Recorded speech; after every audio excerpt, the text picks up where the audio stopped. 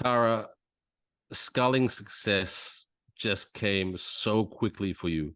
Did you see that coming?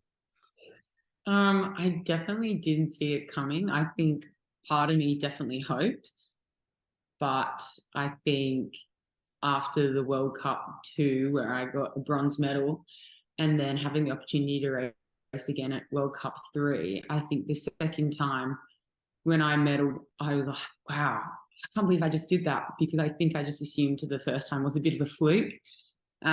So definitely didn't expect it, definitely exceeded the expectations of myself, but I'm really stoked that, the outcome happened at World Champs that it did, and hopefully training hard and continue to perform on the world stage. What do you say to Oars men and Oars women who are afraid to switch to sculling? I would say that it's not that different from sweep in terms of just one more oar. Um, I think hopping in the skiff is always a humbling experience, and there'll be some sessions which are you're like wow, and then there'll be some sessions when you're like, why am I even doing this sport? So I think it's just not being too tough on yourself, but I mean I think both of them are definitely as challenging as each other. So they're both two great ways to do the sport. What can you share with our audience in terms of the learnings of the 2020 Olympic cycle where you were very, very young to Mm. the 2024 cycle where you're a lot more mature and experienced?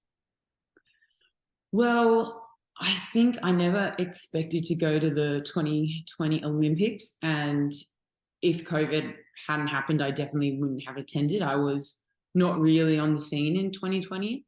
And then during lockdown, I was forced to erg a bit more and do a bit more weights and put on a bit more weight and get stronger. And so when, beginning of 2021 came around, I was a lot more competitive. So I think in that aspect, there was a lot less pressure on the Tokyo Games for me, because I made the team in a sort of a last minute fashion. Whereas I suppose this cycle, I have had the opportunity to be on the team last year, and hopefully make the team again this year. So I think if I were to be selected in the Paris team, I would definitely, it would feel a lot more important to me, but I think I'd also feel a lot more prepared than I was in 2020.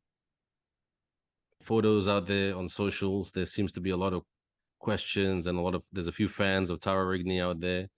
What do you say to those fans in terms of your lessons about change? Well, I feel like I'll have to quote John Keogh here, and he likes to use this mantra, but he always says, you've got to be prepared for any time, anyone, anywhere. And I think just having that, oh, I'll just go and do it and see how it goes, and just not really being afraid of change and embracing it and making sure you're enjoying yourself as well.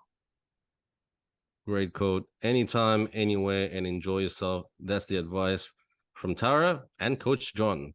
Thanks Yeah. everyone for watching this episode of Rowing TV Australia. Until the next one, take it easy and take care. And thank you, Tara, so much for your time. Wonderful inspiration and wonderful sharing. No worries. Glad to help.